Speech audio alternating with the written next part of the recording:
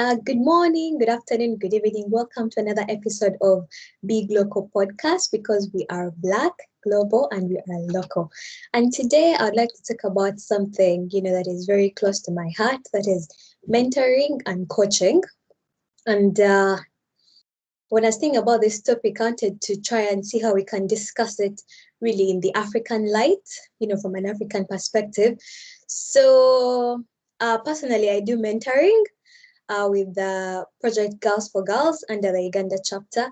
And on the side, I do some coaching, which is basically productivity coaching. So I thought to myself, I just can't come here and start talking by myself. So I've invited two brothers. One is a coach, one is a mentor. And so, they'll help us to throw more light on these topics because these words are being thrown around left, right, and center. But what are these things really, really about? How do they help us? And is it a concept from outside or, Africa has had it before? And how can we leverage these powerful tools? So with me, I have two wonderful brothers. I would like them to, join us and introduce themselves. Tell us a bit about yourselves. Gentlemen, welcome to the podcast.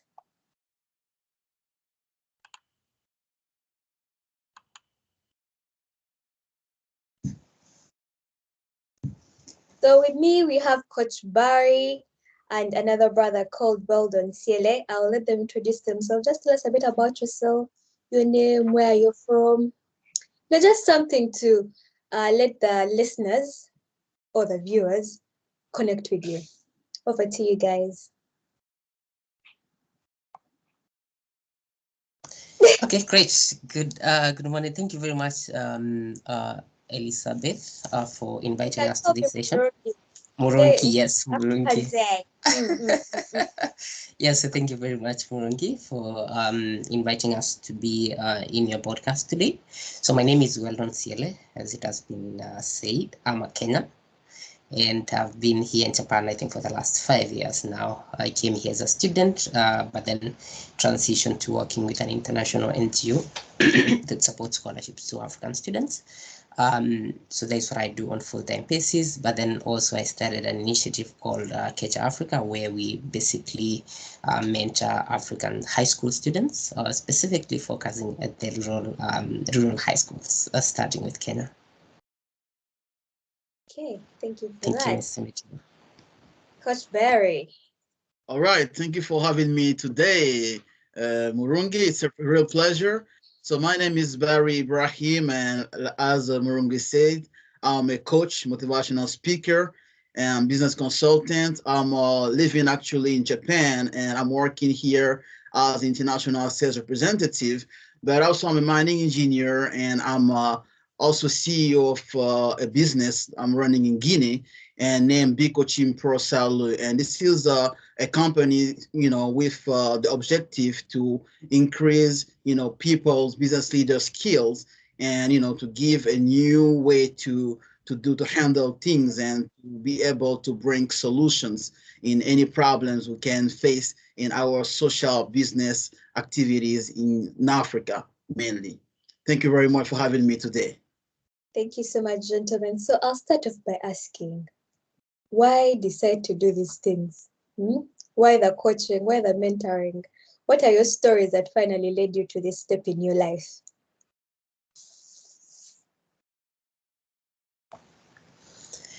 Okay, let me go first. So for me, I think when I came to Japan, I came to Japan through a Japanese government program to pursue masters here. But before actually coming to Japan, I had a very stable, I would say I was very, very stable professionally in Kenya.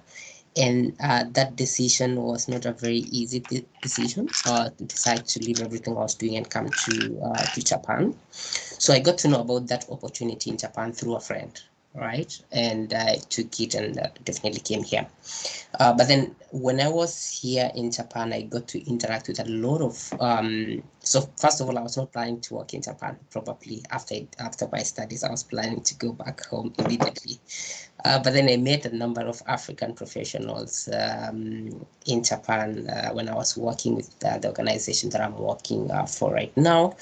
and we were building a mentorship program for the African students studying here in Japan. And through that interactions, when we were looking for mentors who were basically African professionals, I realized that a lot of Africans here, professionals who wanted to give back home in one way or the other, and mentoring young people in the continent was one of that way that they would actually give back to the society. And that is why I became so much interested in putting together the initiative that I've put together, obviously with the help of so many other friends who believe in mentoring. And why rural high schools? It's basically because I taught before in Kenya and I saw the challenges that rural high school kids go through. These are places where there are not so many people that they can look up to, right? I remember way before when we used to be asked when we were in like primary school, somebody would ask you, what do you want to be? And a lot of kids would say, I want to be a driver, right? Because that is the only person they would see and they could engage with every other day, probably when they're coming to school, whatever it is, right? So they lacked a lot of, they lacked people that they could look up to from diverse professional backgrounds and all that. And that is why we are focusing on that. Okay, thank you for that. Coach Barry, why this coaching business? What spurred you into jumping into it? All right. First of all, what my brother Celia said, it's really and truly inspiring. And that's something really, really great. And as for me, how I started with coaching, it was more personal, because, first of all, coaching is a personal way of improving ourselves. And I remember when I was at university, undergraduate degree in my country in Guinea. In that time, I was studying engineering, mining engineering, and I was also president of an organization inside the university.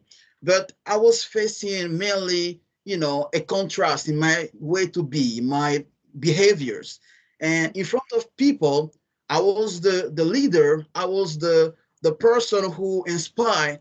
But once I was alone at home, I was facing my own fears and different kind of bad spirit, you say like that, who came to disturb me. And I have that problem to really, look at myself in front of a mirror because I was, in that, how can I say, I was locked in that envelope when I was inside and alone. But when I was with people, I was the leader, inspiring and shining. And one day I asked myself, how is that possible that in the same body I can have two different ways of being or living or thinking? How could I shine in front of others and at the same time become my worst, nightmare when I was alone? So I started to investigate and I asked people, indirectly, if they could help me about understanding myself first, because I wanted to understand myself.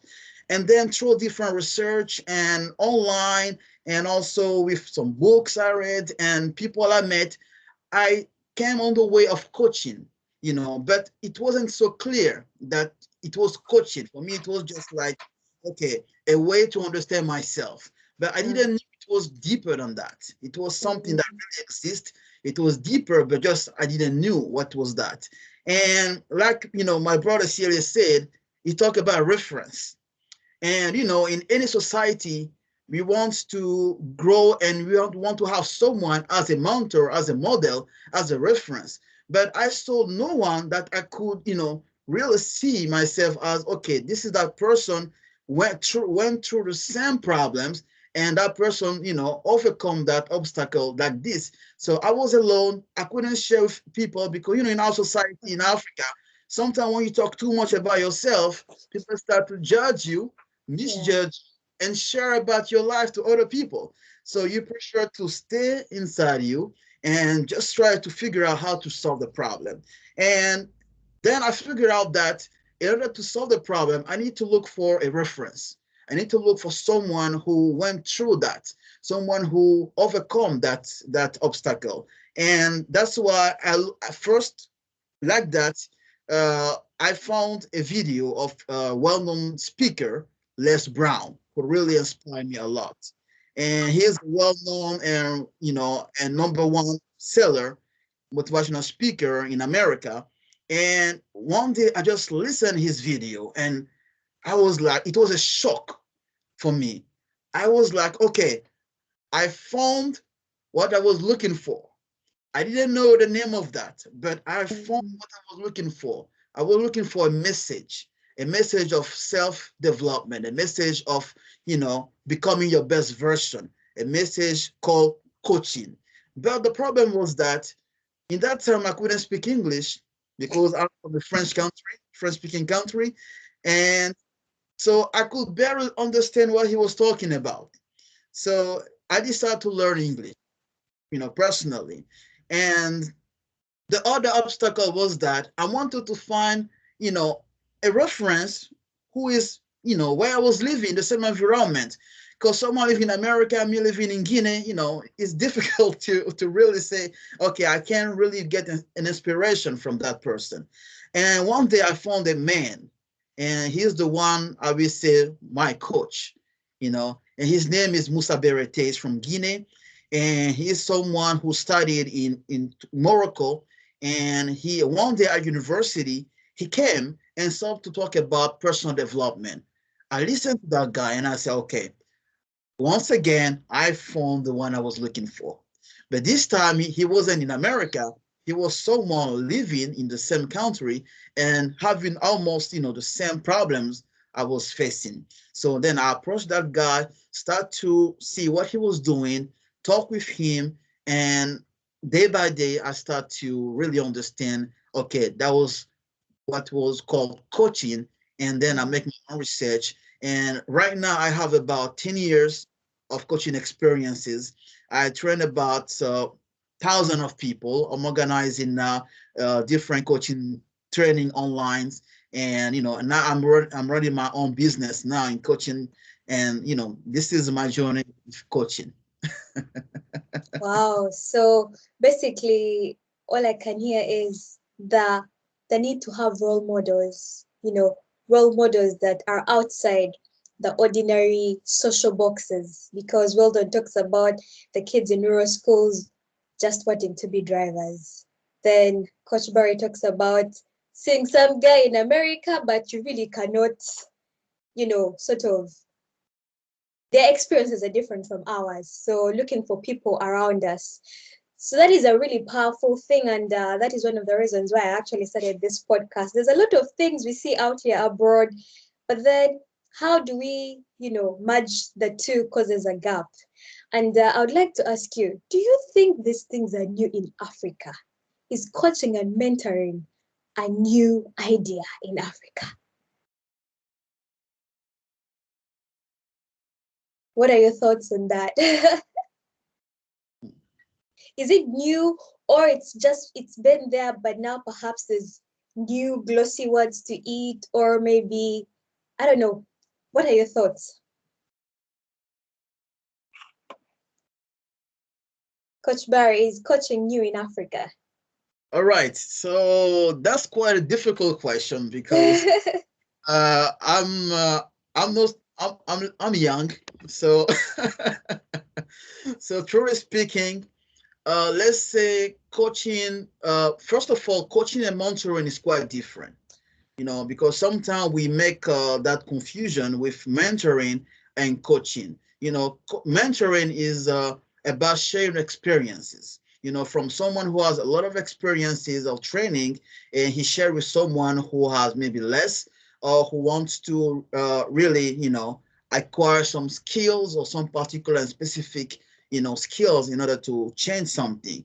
And generally speaking, coaching is more like, I will guide someone from a point A to a point B, and during the process, we are going to develop all the possibilities, and then I will guide a person through the right possibility who will really be good for that person in order to reach the destination. So this is a little bit about mentoring and coaching. So coaching is that new in our society. Let's say coaching is exists already in other continents, in America, in Europe, in Asia. Let's say we start to have some coach from Asia, but in Africa, it's quite new in terms of coaching as a name of coaching. But in the way of practicing, let's say that it's already exists because we have in Africa, in our society, with our elders. Usually, our elders they coach us, indirectly because they guide us through different, part of life, different situations. They tell us what to do, what to avoid according to our realities, and they explain us different things. And even our parents, our mentors, but they're also our coach because whatever the problem we have, we all time talk with them and we listen to them, and they tell us you have to do this, do that, don't do this, don't do that. It's better you do this. It's better you don't do that. So they are also our natural coaches. So that's why coaching exists, but not on as the name of coaching, as a profession, as a business, as a professional way of doing things. But if we try to to put it on a timeline, it exists more longer in the US and in Europe than in Africa or in Asia, as a name of coaching as really becoming a profession that where people can really earn money and can guide many people according to the society, the age, and also their aspirations in whatever they want to do. Okay, right. Thank you for that. Well done. To me, I think mentoring, obviously, I do agree with Coach Barry in terms of, yeah, mentoring as well has existed before, but I think it was not institutionalized in a way. I've seen a lot of schools now or putting mentorship as part of their program, right? There are a number of international schools or even local schools that have actually put mentorship as part of their everyday program for their students to kind of have people that they can speak to, or invite different speakers to talk to their students about specific careers and things like those. So I think it has been there. We've looked up to people, and I started by saying I think a lot of people look up to drivers, for example, in the rural area. And so that is kind of mentorship, right? But it was not institutionalized. But just to quickly maybe mention something that in my own understanding is the difference between coaching and mentoring. So there's this story that one of my coaches also shared with me, and we're just trying to understand what's the difference between coaching and mentoring. The work that I do right now involves both, right, in the NGO that I work for. And so we took this, so it's like being in a forest, right? You find yourself in a forest, and then you have two people. You have one person who've been in that same position in the forest, right? And they have found their way out, right? But then you also have one other person who understands the forest and the dynamics of the forest. And so the coach is the one who kind of understands the dynamics of the forest. Maybe they have not been to that specific forest, but they can guide you, find techniques and how to figure out directions and things like those to get your way out of the forest. The mentor in this other sense have been in that same position, so he can guide you through how he decide or whatever it is, the route that he took and all that. So that's, for me, that's the difference between mentoring and coaching, which is kind of very, very confusing terms.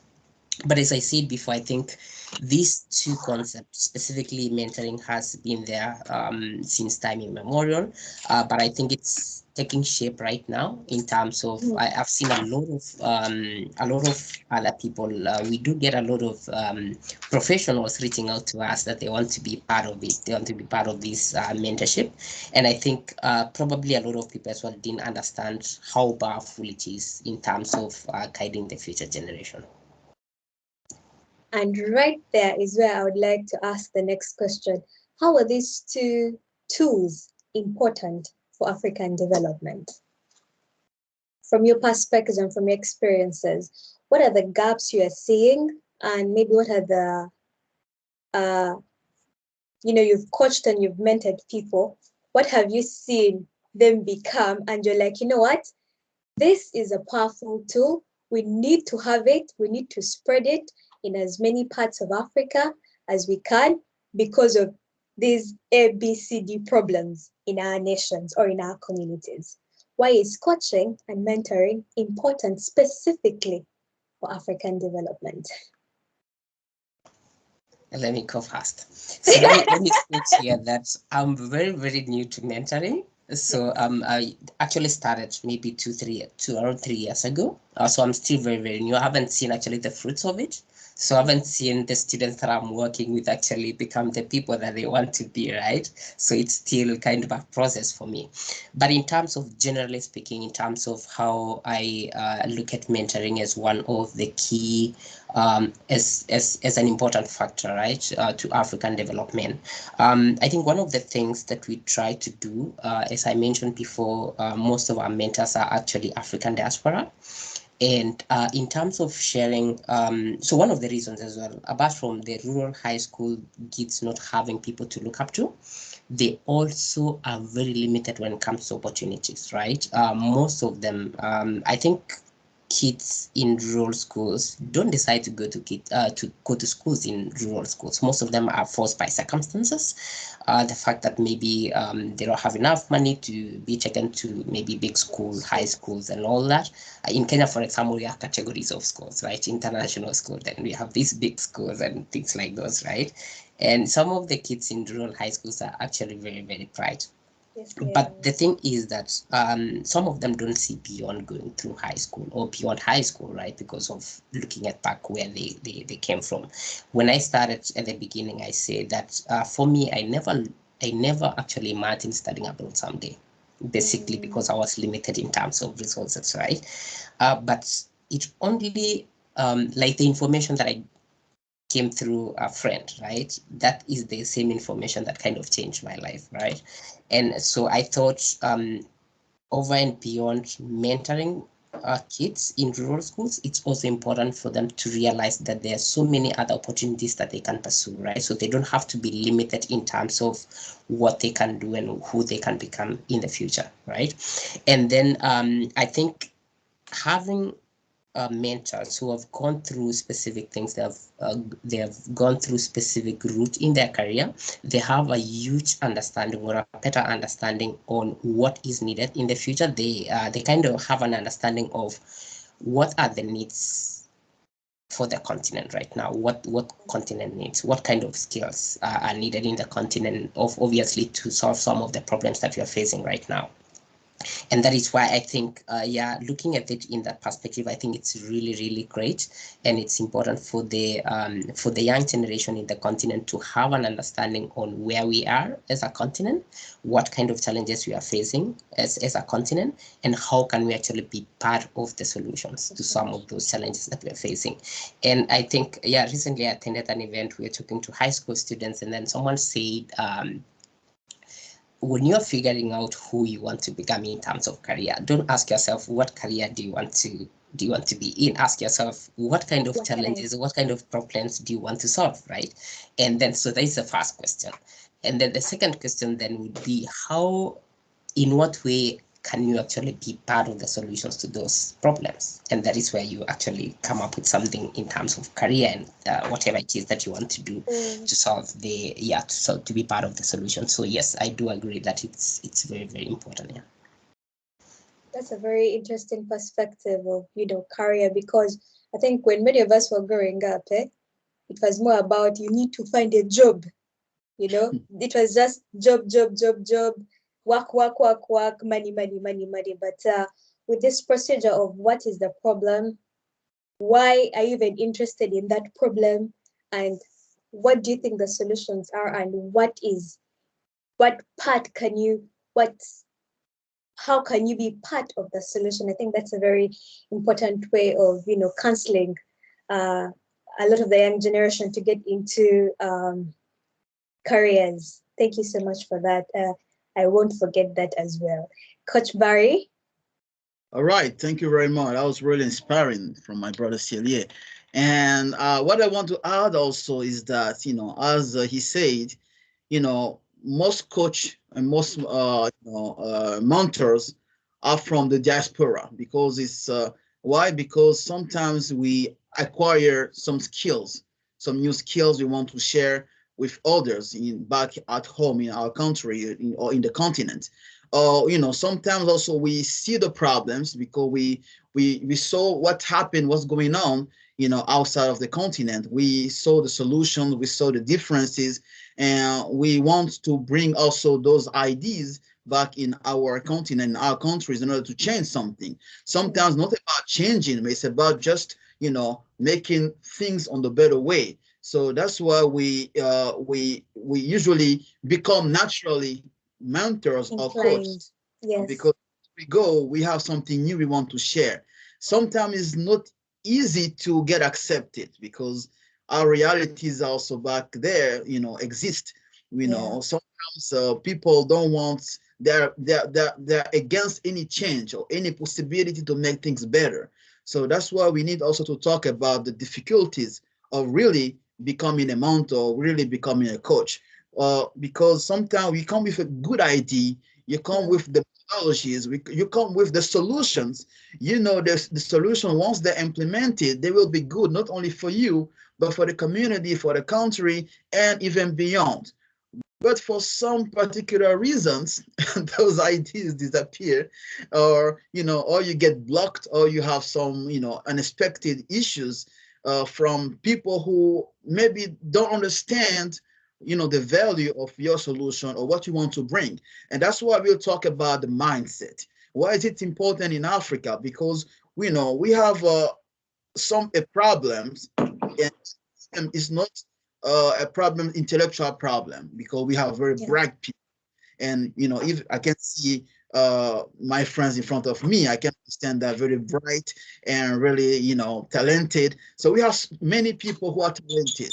We have people who study abroad, came back in the country, but still fail to implement what they learn. We also have many people uh, implementing things, starting businesses in Africa, because Africa is moving. Africa is really growing.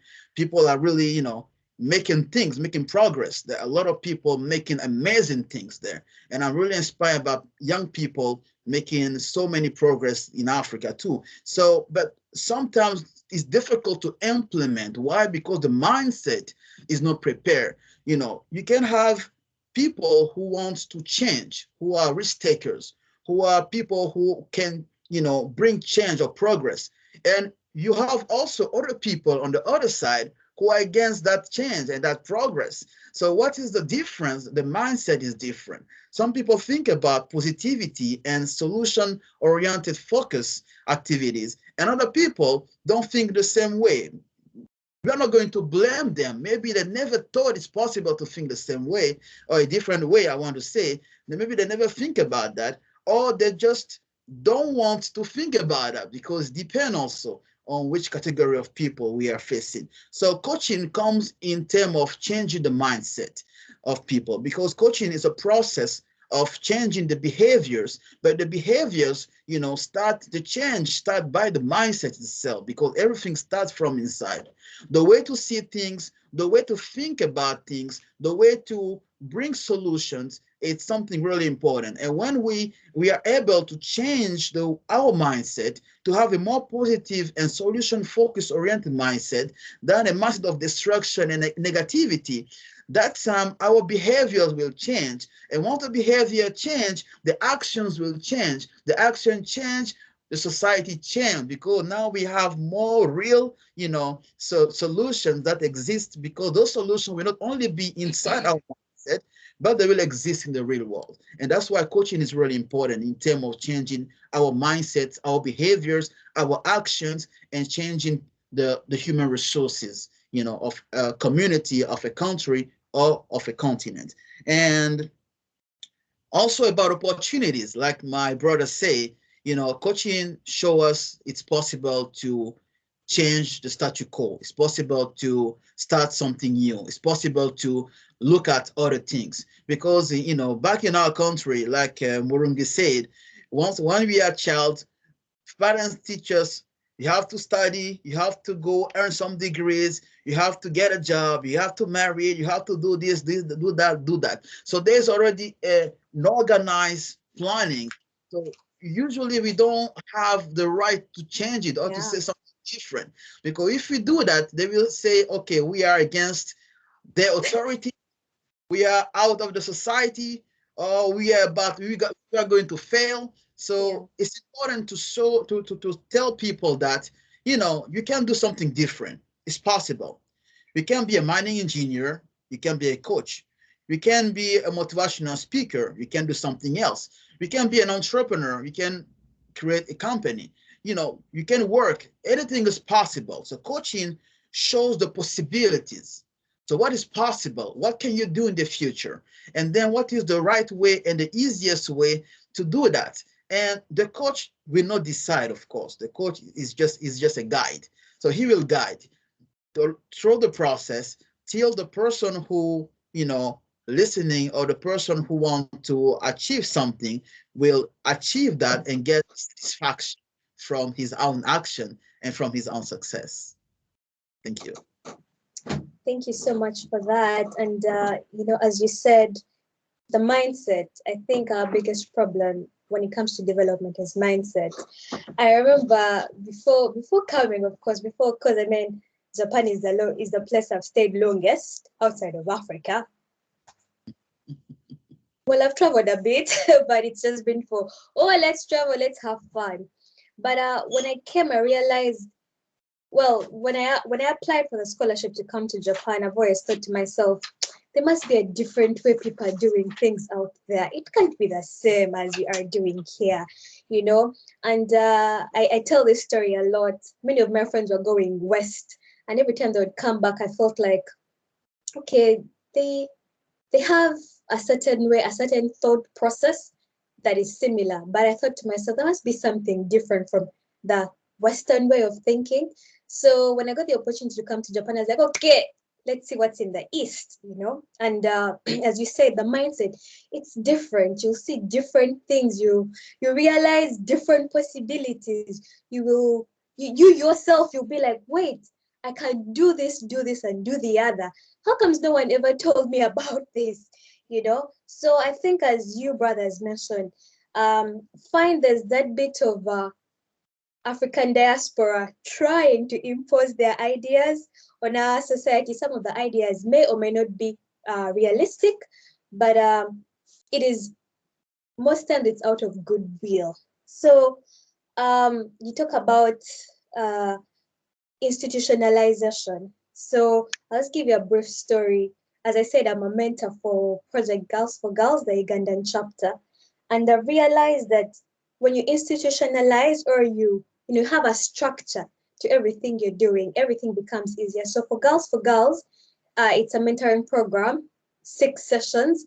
The 6 sessions can be held in 4 months, in 6 months, and they are targeting different age groups. And the aim is to have more women leading in whichever circle it is. If you want to be CEO, if you want to, I don't know, start a company, if you want to be the best mother, if you want to be, it's entirely up to the individual. And personally, I have seen by the 3rd session, the ladies are blooming, they're blossoming.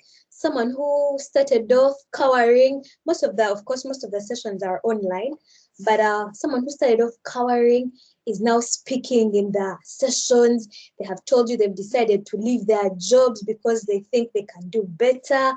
They've gotten confidence. People have started businesses. People have started YouTube channels. People have started all kinds of engagements. And now they're also creating opportunity for others. Someone is about to, because there's also graduation, they tell their sister, their cousin, you need to join this thing. You will open your mind. Me, I can't help you open your mind, but there are people who will help you see the possibility in you. And, so I completely agree with the mindset, just helping people realize, apart from A, B, there's an entire alphabet of ways to do things, an entire alphabet of opportunity. People get confidence. And on that part, as we said, I'd like to ask you, now that we know some of the challenges, as you mentioned, acceptance, how can we encourage more people to take up mentoring and coaching? Because I feel like the mentoring and coaching has been to a great extent, has been successful to a certain group of people. I mean, Coach Barry is going to come and give me a bill and I'll be like, I know you're trying to help me, but I think I will, let us wait for maybe 5 years time when I can afford it, or Weldon will come to my organization and say, mentoring is important for your organization, but we can do this for you, but these are the resources you need to help us with, that kind of, because I mean, it just can't be we are giving. The other person too has to have an input. So how would you encourage people to be more accepting of these services? Because deep down, there are people who know it's important for me. And also, how do we try to break that? I don't know what you guys call it in your different countries, but in Uganda, we call it the Basama mentality. When people come from abroad, they're coming for summer. I'm here for the summer. I'm here for the summer. So we call them Basama. So how do we break that Basama mentality so that people are more accepting of these ideas? What have been some of the ways you've gotten people to embrace mentoring or coaching?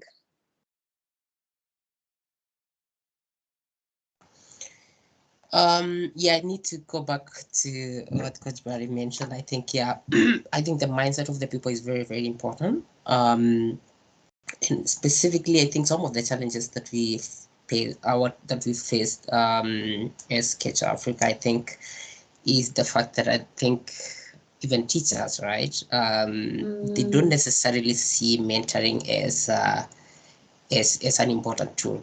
Probably they have so many other things that they need to focus on, and mentoring probably would be at the back of their mind, not a priority. And I think what we've done so far is we've tried to work with schools that have an understanding, right, that are more receptive. Because I think at the end of the day, when you are starting something, then you need to start somewhere, right? You need to start somewhere. I think it's all about, I've seen a lot of other organizations that are providing mentorship, but you still need to start somewhere, start with some of the schools. Then using these kind of schools and how successful that program is in those kind of schools, that would be the time actually that you can start kind of expanding to other schools. So that is the approach that we took as Catch Africa. But in terms of the process, I think you did mention about the mentorship program that you are part of. So we decided to have 3 stages, right? So we have the kind of group mentorship, which is basically more of motivation than anything else, right? Okay. Because then we more focused on providing information on different careers and all that. So we have the group mentorship as the very, very beginning, where we work with schools, we bring students together, have conversations, not necessarily about specific career. And then later on, those students that have, so obviously there are students who may not be interested in mentoring, and then there are those who will be really interested. So we put them in kind of a focused groups, either based on sciences or humanities and all that, before we actually then go down to individual mentorship, right? So that is where we are right now. We are at the group mentorship, and in some of the places kind of focused group, but definitely as an organization, we're still kind of expanding and looking for mentors in specific areas and all that, and that is when we'll be able to kind of provide very individualized kind of a support to the students. But having said that, I think there's also there's these differences in how we look at things, right? Once you've studied abroad, you've worked abroad, your point of view kind of changes, right? But I think it's important to combine the two, right? Combine the point of view of the continent and point of view that you've the international perspective that you have gained, and try to put these two together, right? And that is the process of reintegrating, right? I know a lot of people have a lot of challenges when they go back to the continent, because they're so open-minded and they want to try things and they get disappointed because there is that resistance, obviously. So but I think it's important to kind of match the two, right? And be a little bit patient, I would say, in some of the things. So you face a lot of resistance, but at the end of the day, you have to be patient because you need to see the point of view of the other person vis-a-vis your point of view and see are there any ways that you can actually match the two and then progress, right? So that is the approach that we are taking, yes. Coach Barry? All right, really, really interesting what my say right now. And he says something really important because when you come from abroad, you study abroad and you come with some new activities. Maybe you develop or you learn from abroad, and you want to implement that in the continent or in our countries. Sometimes it's difficult to really implement exactly the same process, the same methodology, because the conditions are different, the environment is different, the conception is different. Some depending on where you want to implement. I'm not saying that usually the condition there is less than what you learn abroad. Sometimes it's different. You can be in some parts where really, what you want to implement doesn't fit exactly with the vision of or the condition of the places. So it's about what you want to bring, what value you want to bring in the society, what value you want to bring in the organization. Because about mentoring or coaching, there are different aspects. It can be in the business level, it can be in the life level, it can be in marriage level, it can be anything. So is what you want to bring important for the the society, the organization, the business? What is the solution you want to bring? So what is the problem, the challenge you want to respond? So this is the one important question. Second is about understanding the environment itself. So before implementing anything, you have to talk with the locals. You have to know how people do, because about coaching or mentoring, there are people also back there doing the same thing, but they're not doing that the same way or using the same tools. So we have to talk with them and see, is that possible to understand the way they do, what kind of problems they're facing, and what they need. So, and it will be easier to understand exactly what kind of value or solution I can bring, and that will fit really with the needs of the environment. And if it's possible even to have some kind of partnership with locals, and it will be easier to to start a business or to implement what we want to do, because locals, they have the knowledges, they have the network, they know the system, because the way the system is done overseas in Japan or in the state is different from the way we do things in Guinea. So we have our own way to do things. But if you are not living there, you cannot understand, because it's quite confused, different. So that's why it's important to sometimes to have some partnership with locals, so in order to easily understand the way to implement our activities. Another problem is about it's the mindset, but I will talk about the ego, because in each society you will find people who are interested to anything, any change, any new concept, any new knowledge, and you will see people also who want, but they're afraid of any kind of misjudgment or they don't dare to try something new, because they're afraid people put them in any case or any particular space. So it's important to also understand the category of people with who you will talk, because if you understand with who you talk, it will be easier to understand the category. You will know, okay, this is a person who are willing to change. This is someone who are willing to see something new, and that person will help me during the process.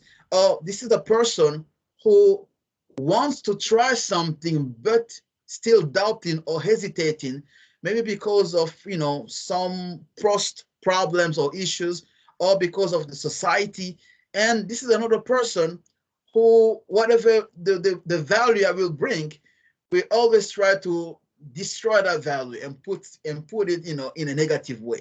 So that's why it's important to be able to categorize, any, type of people with who you will talk and with who you will share your value or share what you want to bring or your solutions. And another thing to motivate people is about doing sometimes free activities, free mentoring, free coaching. I know any entrepreneurs doesn't like to hear about this word free because we want to make money.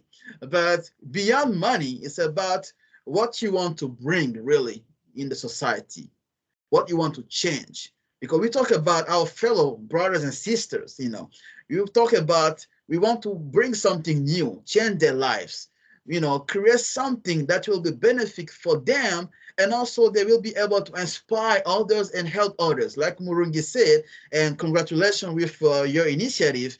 And a lot of girls could shine, and through them other people are shining too because they share that. It's like a light that you share with other people and other people share. That's why I say success is about first succeeding. It's about achieving your own goals, sharing with others, helping others to achieve it, and then they can help others too. So this is what is real success. So that's why, sometimes we have to close our eyes and forget about, the business side, and just help.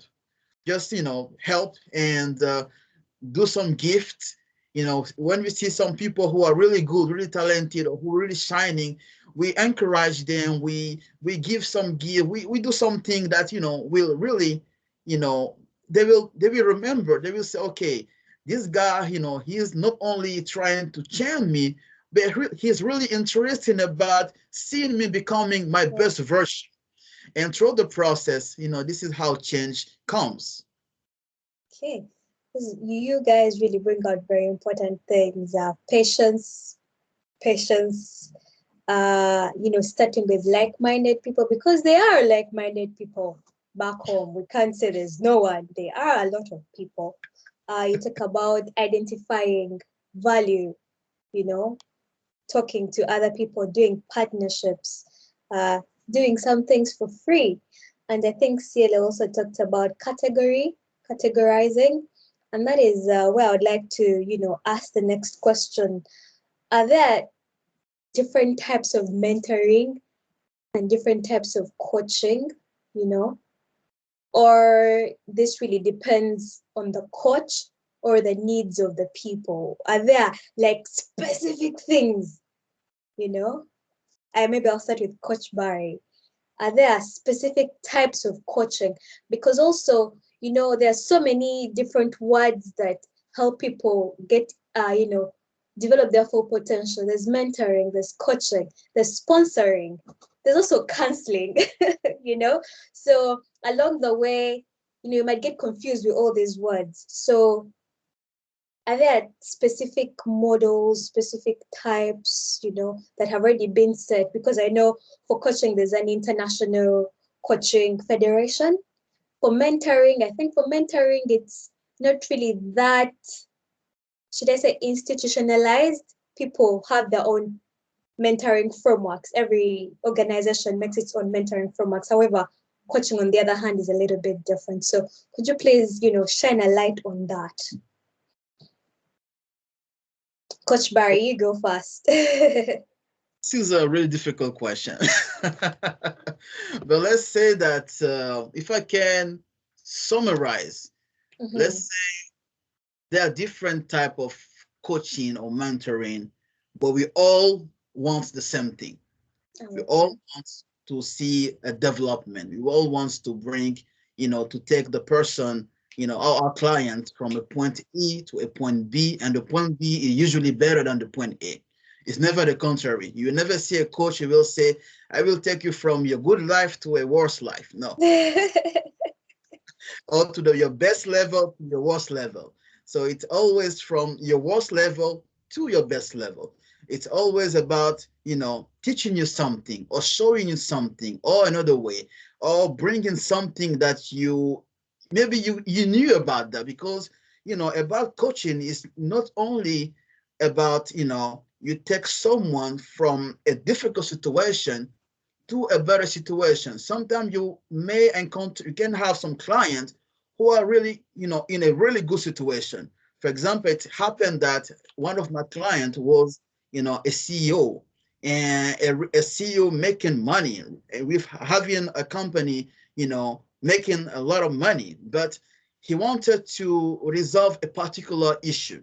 And that issue was about his organization, and it was about finding a way to create a structure and to find where can be the possibilities of any issue in the future. So, and he called our services in order to find how we can, investigate and find where can be the possibilities where any issue could happen in order to avoid that. That's why, coaching it really depends on the objective. It's really depend on the client. It's really depend also on the coach itself, because the needs are different. You can see some life coach, business coach, physical coach. I remember one day a guy came to me and asked me, Coach Barry, I want to lose some weight. I say, I understand. I'm a coach, but it's not in my category, because even I have, some weight issue a little bit. So, so it's depend on sometimes what you want to really the needs of the client. And some people even, because some client really don't understand that there's some different. They come and ask for anything. As long as they hear coach and your name, they think you can do anything. So sometimes people come and ask me, Coach Barry, I have a problem with my wife. Can you help me to find some solutions? So I go from life and business coaching to, relationship coaching and marriage. As and I give some advices according to my experience, and sometimes according, as long as I can go, because it's not me to decide. But this is also the good thing about coaching, is that you don't decide for the client. You guide the client the best possible way till the client find a solution. So, but usually, thanks God, it's always positive at the end. So it's rarely I assist to some negative issues and solution where it's mixed up and where I have to maybe to call the police for help. So it's about that. So coaching is so different. So there's so different activities about health issues, health coaching, physical coaching, mentoring, and leadership strategies, and depending on the client. Because if we go in a particular niche about life coaching, there are so many topics. For example, public speaking. So many people come and say, Coach, I have some problem. I cannot speak in public easily. Oh, Coach, I have a lack of confidence. Oh, Coach, my motivational level is zero, even let's say minus. How can I improve that? Or Coach, I don't see myself in the better way, so I doubt about myself. So there's so different aspect about coaching. So it's the way you talk, you communicate with your client, and how you try to implement solutions in order to find a good outcome. This is where the process of coaching really matter, and this is where it's really take any kind of sense. It's how you, as a coach, you find the solutions, and how you investigate the problem, how you implement the solutions, how you put the frameworks and the deadlines in order to find a better solution. This is where we need to focus. Thank you so much for that, because the reason why I asked this question is, as you said, there's a diversity of problems out there, and you're not going to help someone with their physical appearance, but you can help them with other things. So I think whoever is watching or listening, it's important to identify the right coach for your needs, because if you get things mixed up, you might come from 10 to negative.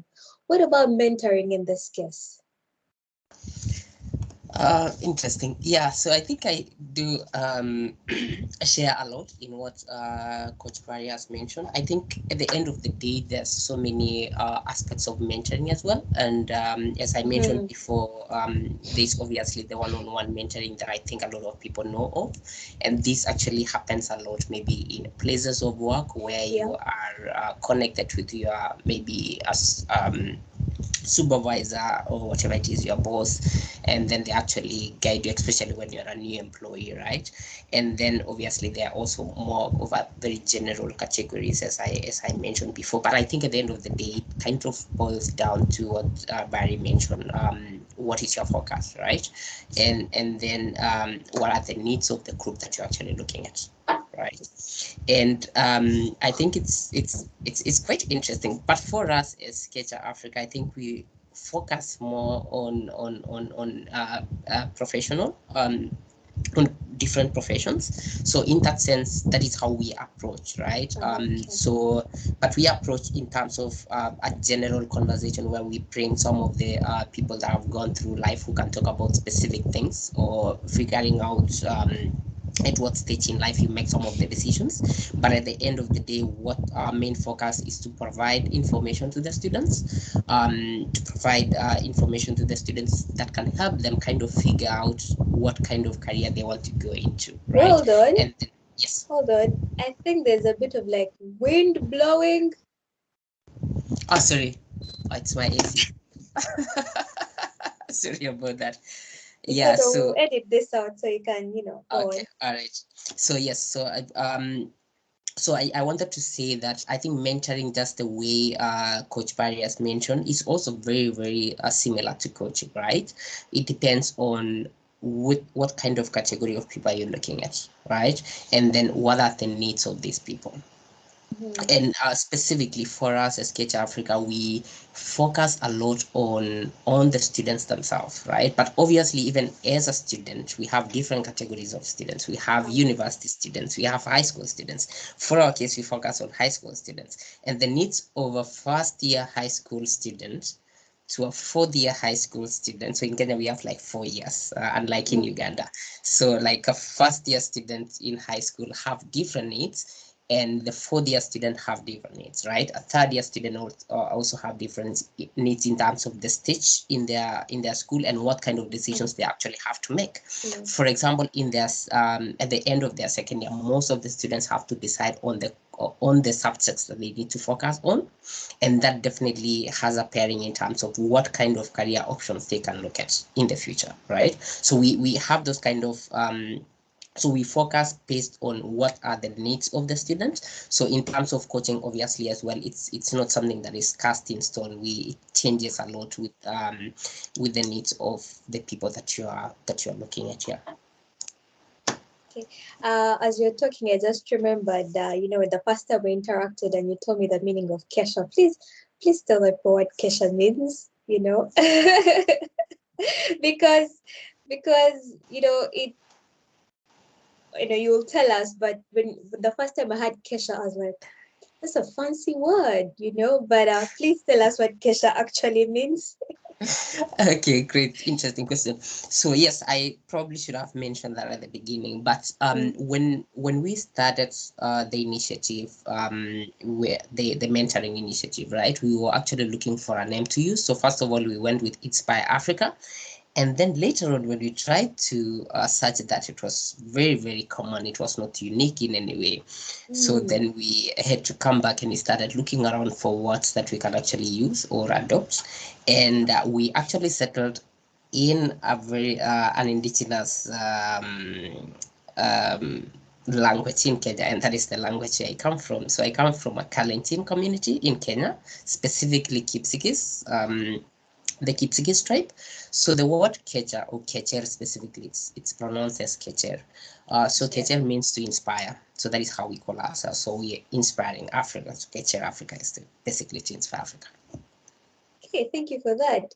And the reason why, I remembered and I wanted to ask you is the importance of, because we're talking about finding, trying to find that connection with the people back home. So probably even just hearing the names, I'll be like, these are my people. They should be able to they should be able to help me. And recently, we recorded a podcast about the importance of our African languages, and soon we shall be publishing it. So thank you for that.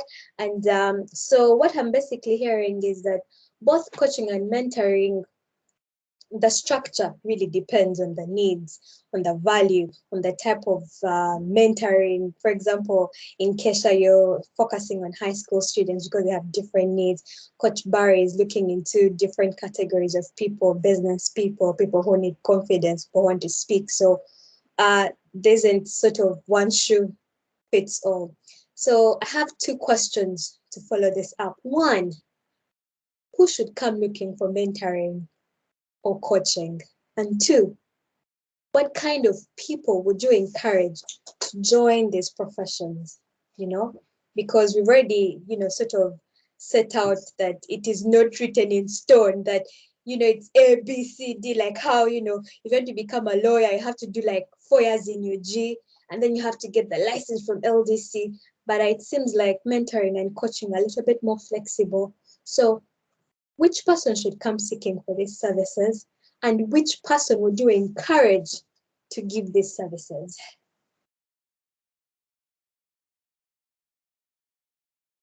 Well done. Okay, great. So in mentoring, there are two things, right? There's mentees, obviously, and mentors.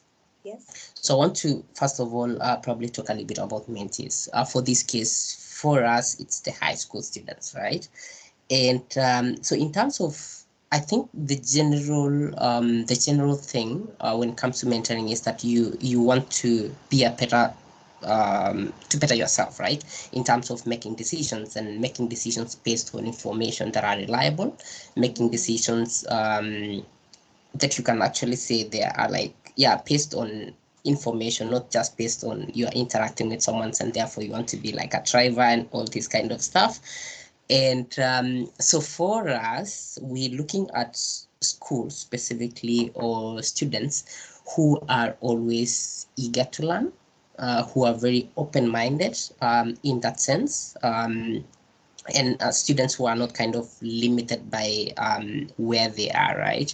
They're not really looking at life in a very kind of, just students who want to expand their point of view. Those are the kind of students that we want to encourage and interact with, basically because I think mentorship process is kind of a process that you also build relationships with people, right? And you being, or you as a student, and you need that guidance, then you should also be willing and ready to work with the mentor through that process, right? There is a process that have ups and downs in terms of the expectations. There are some of the things that your mentor will tell you, oh, you need to do this and this and this, or work on this. We talked about the public speaking skills, for example. So there are some of the things that you'll be given. These are assignments beyond maybe your academic requirements, right? So that comes with a lot of pressure as well. So for students who are really interested in expanding their own knowledge and getting more information about some of the careers that they can go into, that's one thing. In terms of the mentors, I think probably Murungi, you also have that experience, but I think mentoring is a process that takes a lot of effort, even from the mentor themselves, and it's not everyone who can be a mentor. You need a lot of depending also on the focus group. I think if you're focusing on like maybe university students, then it will be a different thing because they have a different understanding, right?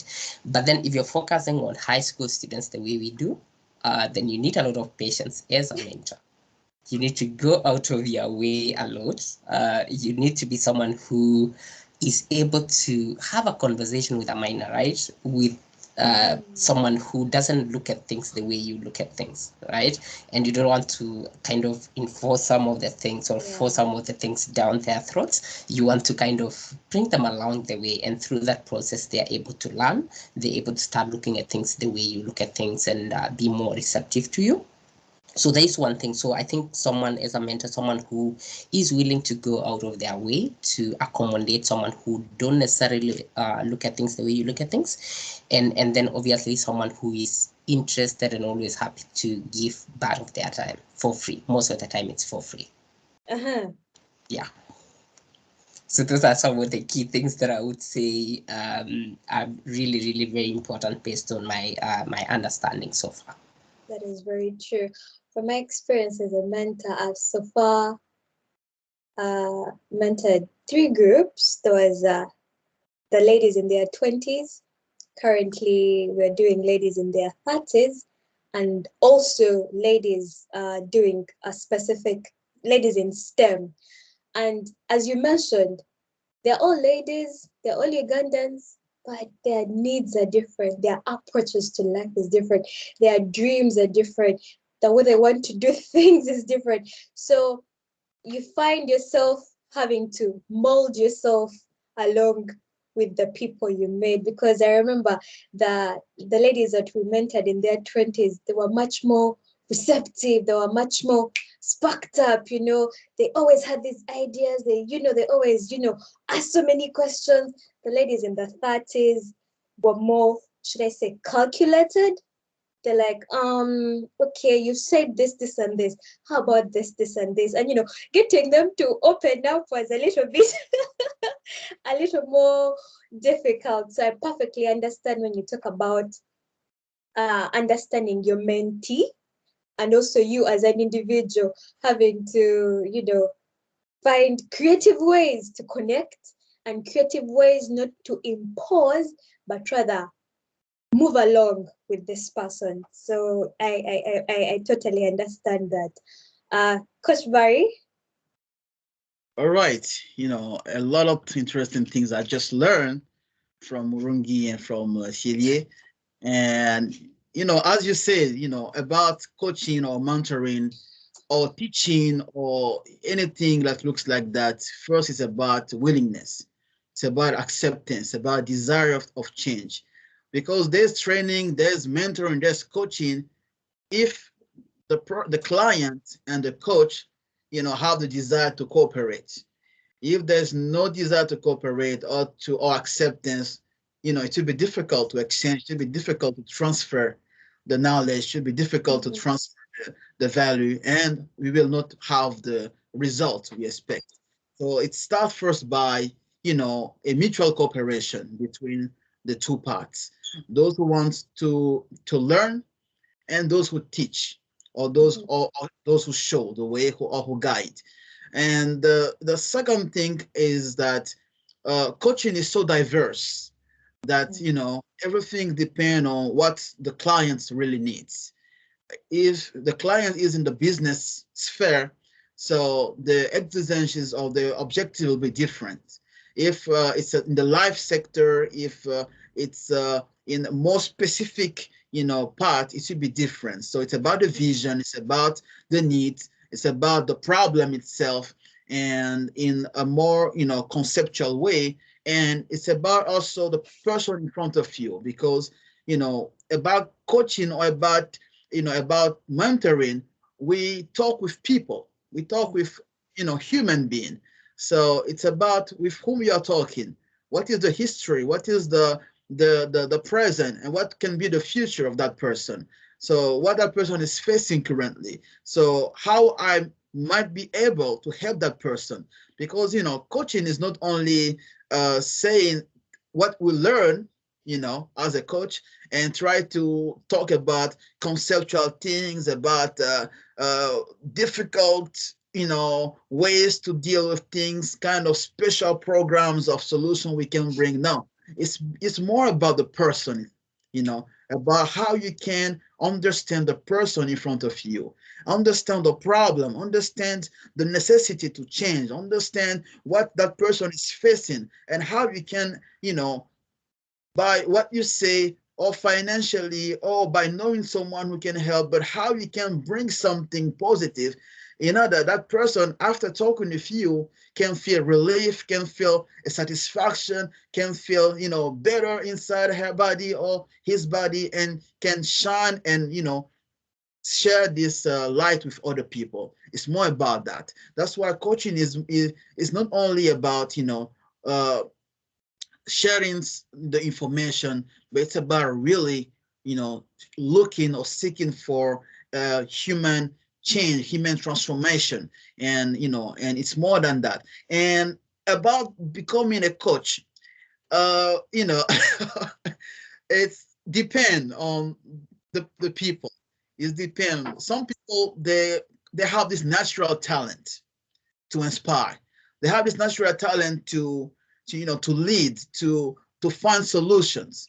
And for this, like a small example, I remember at the really beginning when I started to coach people, I wasn't so confident like now.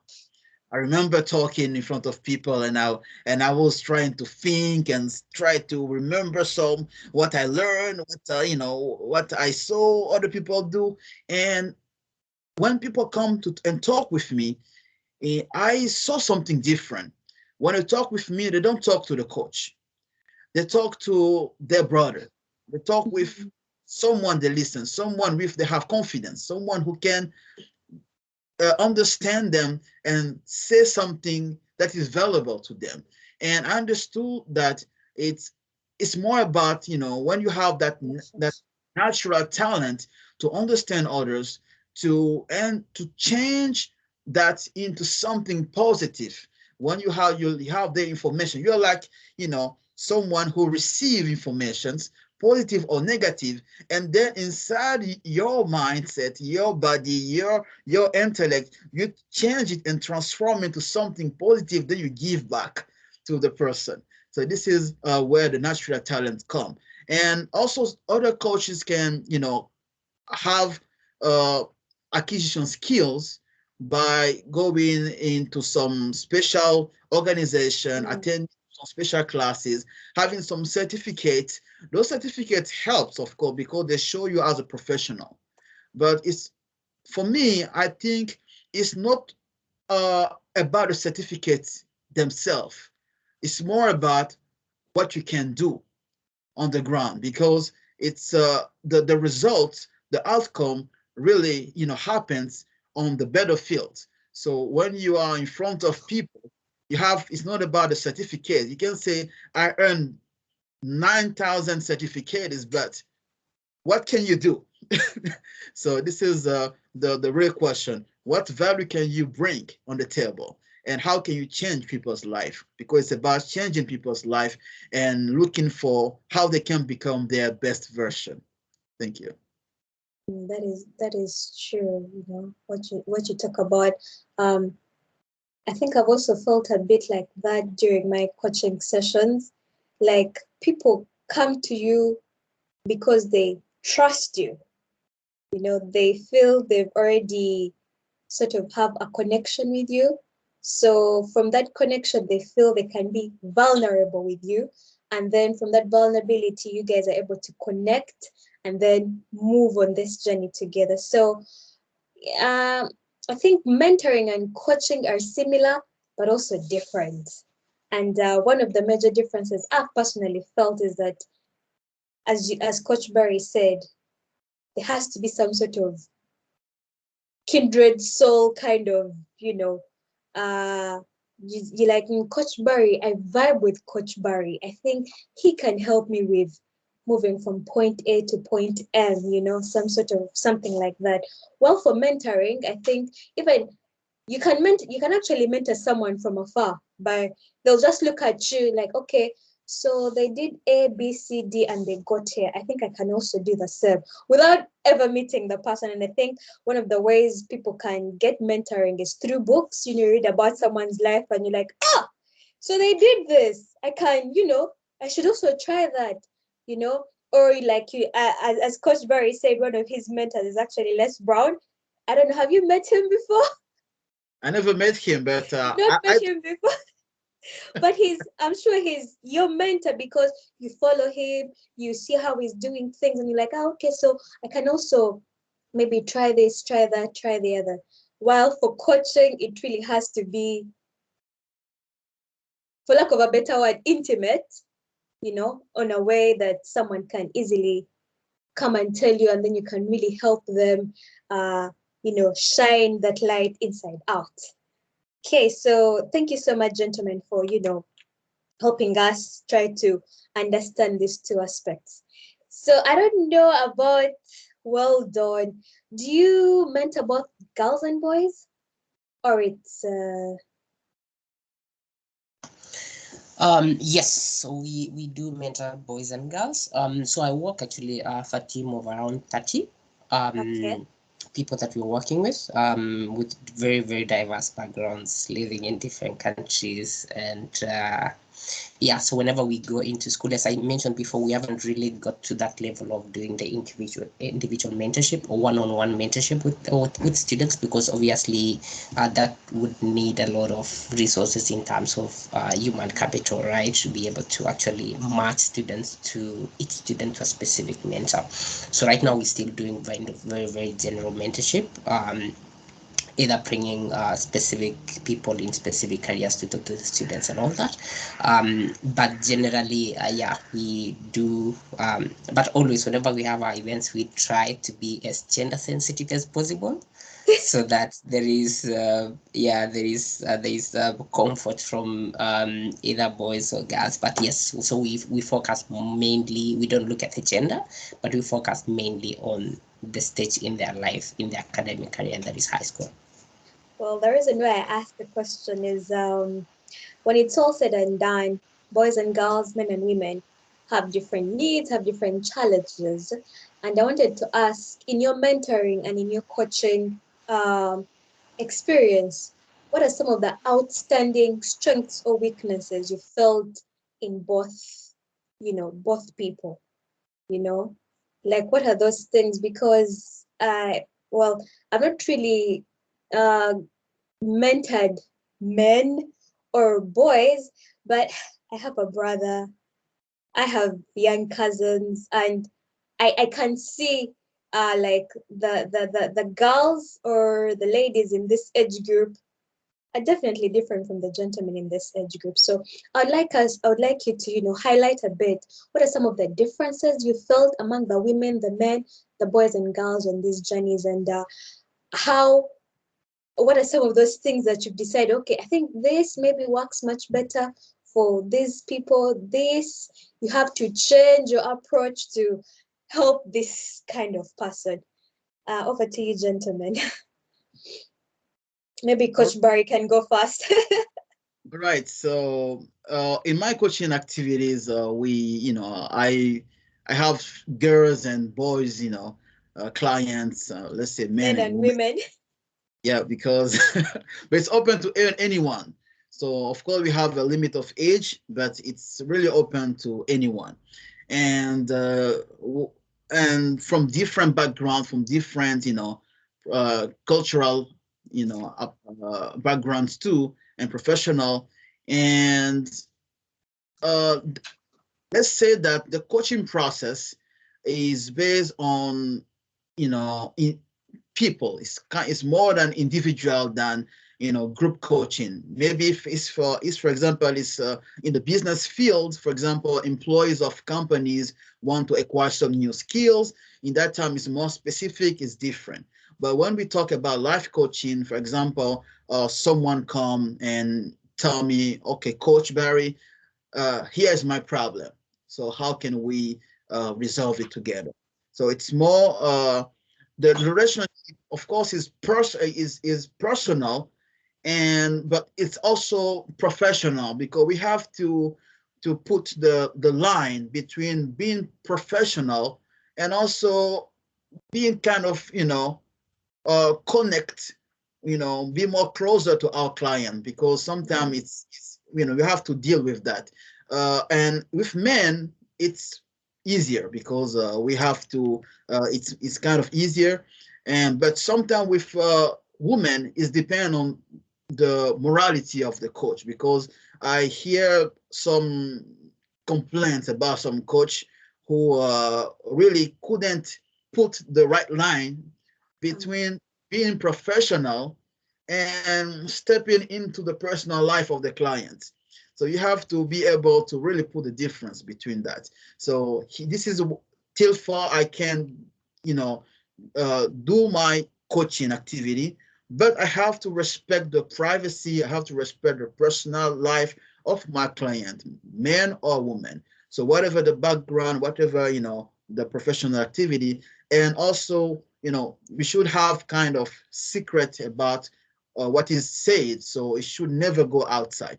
So you should never talk about what your client said. That's why we trust is very important and in the process, because without trust, there's no coaching. Without trust, we cannot talk, we cannot share. So it's important to really have that trust and between your client and your coach. And some of specific problems, I saw one between women and men who were my clients. It's really depend on people, because I met really amazing people, amazing boys, amazing men, amazing women, and I will insist on amazing women because and in Africa, and not only in Africa, and also around the world, you know, women are really inspiring.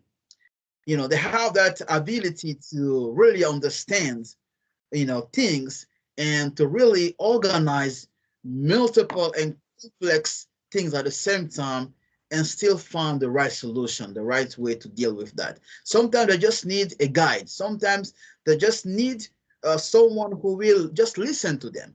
It happens sometimes that I have nothing to say because already the person has the skill, has everything, knows exactly where the person she wants to go, but she just needs someone who can listen to her, or someone who can just validate the process, say this is good, we can continue, we can go on the next level. So it's really happened something like that. And we have also a problem in our societies is depend on the society, like in Asia or in Africa, for example, the place we put to men and women is quite different. Sometimes, in some families or education, because all families are different, but in some families or in some society, we put more value, more responsibilities to men according to different criteria. I'm not going to enter because I don't want to receive any call after. But then, and we tend to put less responsibilities to women. But now it's changing because a lot of women are really doing amazing things that even men, cannot do. And also in different sectors. Besides being a coach, I'm a mining engineer, and I know many, girls and women who lead mining companies, better than men, even in managerial system and in many kind of activities too. So this is also about uh, what we learn from our families, about the mindset from our backgrounds. And when we grew up with those mindset too, and we grew up with those realities. And it's really reflects sometimes in our decisions and how we live our life. So I remember I coached one girl, PhD student from Ivory Coast, and she told me, Coach, I have a personal problem with my family because in my family, uh, they don't consider me. It's like I don't have some importance, some value. But as myself, I'm a PhD student. I'm an intellectual girl. I have a business. I'm doing this. I'm doing that. I'm inspiring people. For other people outside, really rely on me and knows my value, my worth. But once I'm inside my family, I have to follow the system. I have to stay, under, or I have to follow my elders. And I know sometimes it's difficult. So what can I do? So it was her problem. So as a coach, I have to figure out a way to show her she has a value. She really doing something amazing. But also I have to be careful, that I don't create any problem for the family too. Yeah.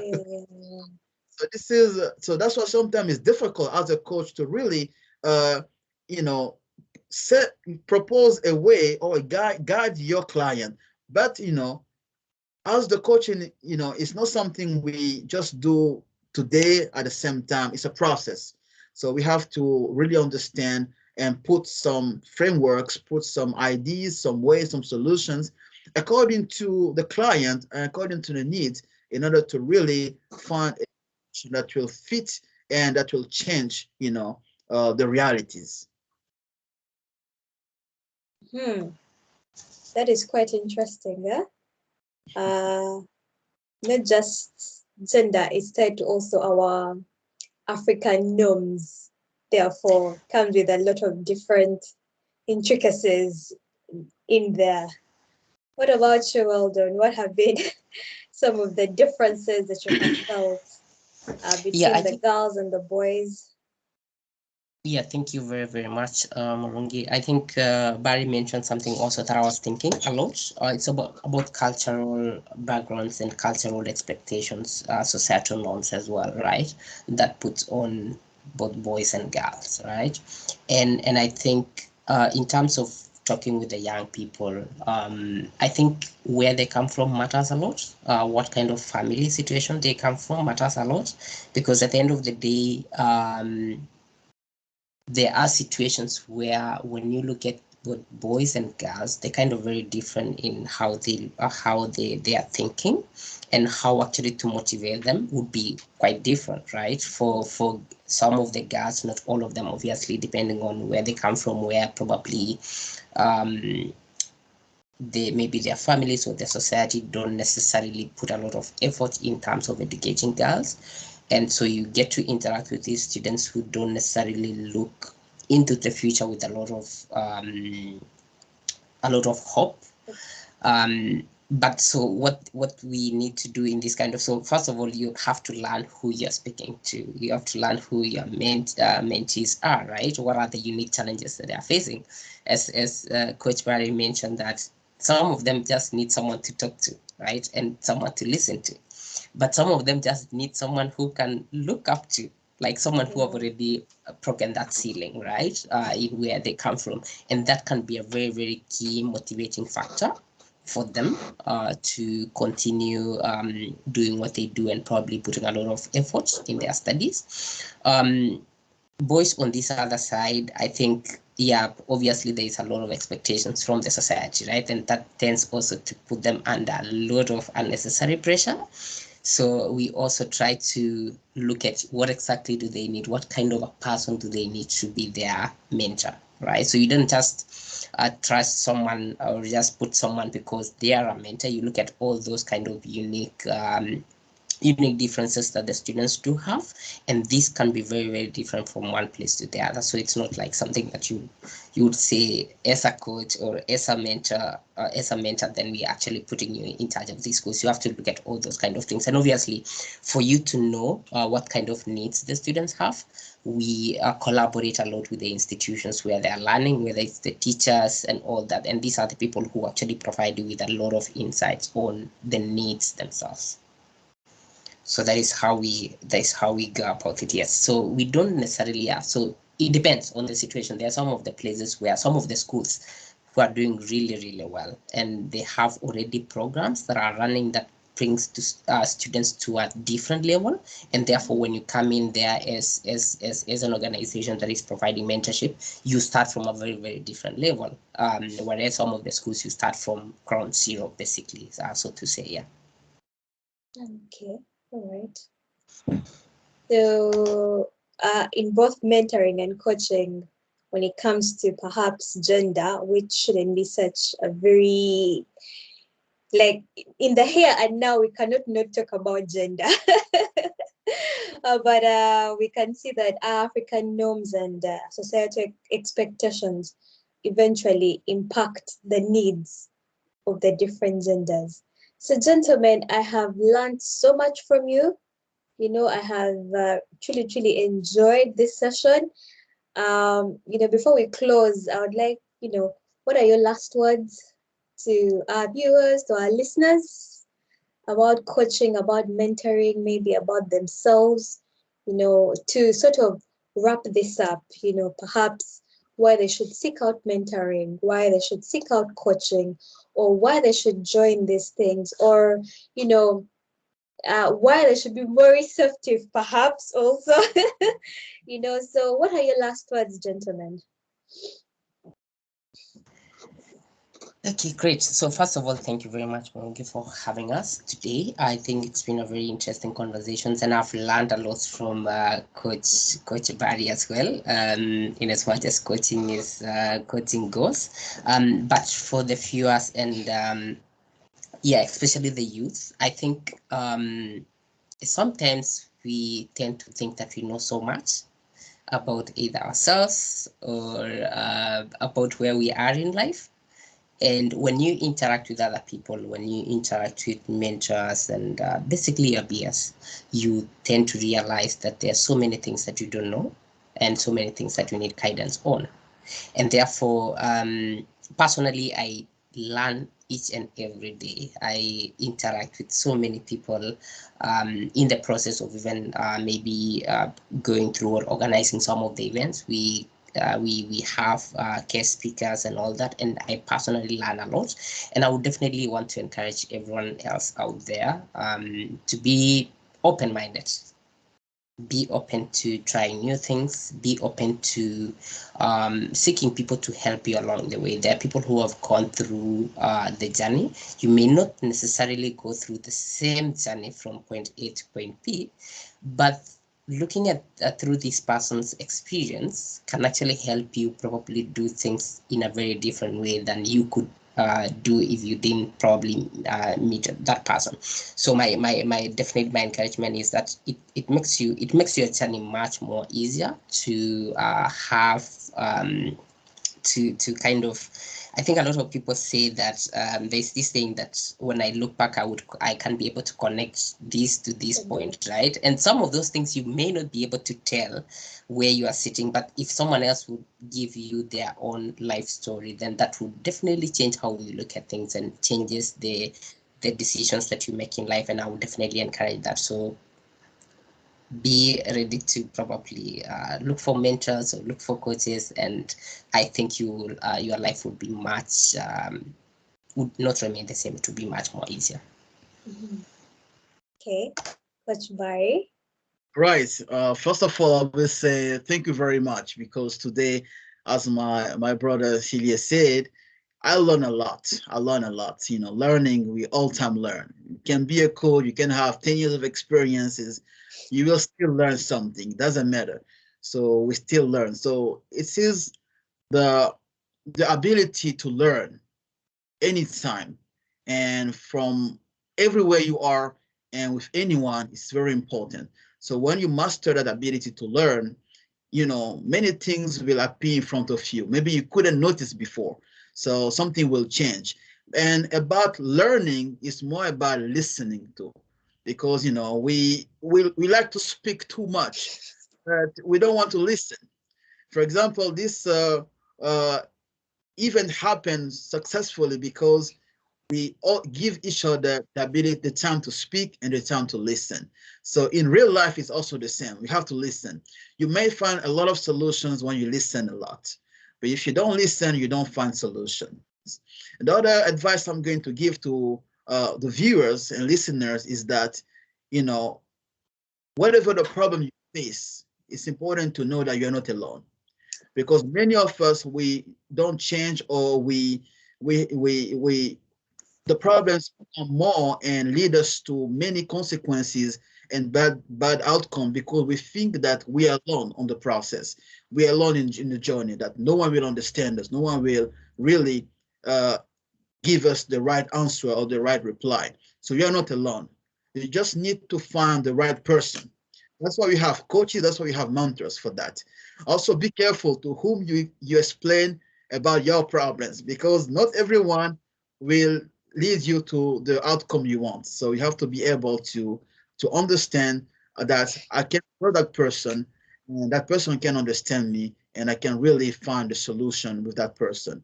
And the final advice I'm going to say is that whatever the problem you are facing, or whatever the objective or the aim you want to achieve, everything starts with one step. So you have to take the first step, do the first action, be resilient, stay motivated. On the way, you will face many problems and difficulties, but never give up. Just go. If you cannot find the solution yourself, talk with people, talk with coaches, talk with mentors, talk with your elder brothers, talk with your best friend, talk with someone, even sometimes someone who doesn't understand you, talk with that person. You will also understand another way to see things.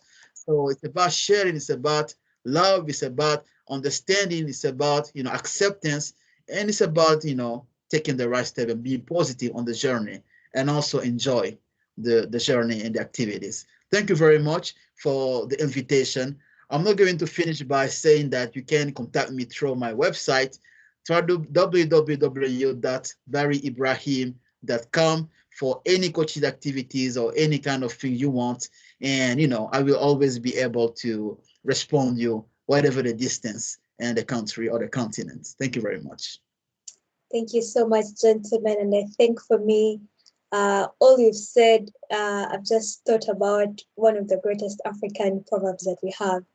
If you want to go fast, go alone. You'll go fast. But if you want to go further, you must go together.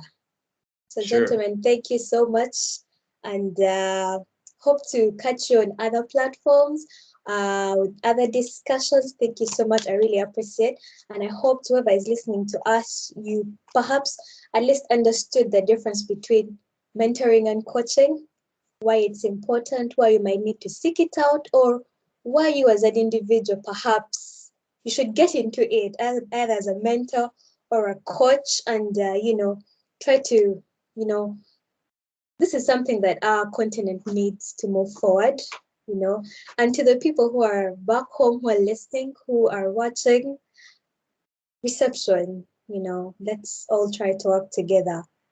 And also there are people who are going back home or who are in the diaspora. Let's also be mindful of how we put our ideas across without, coming off as condescending. So thank you so much, gentlemen. Thank you. Have a lovely day. Thank you.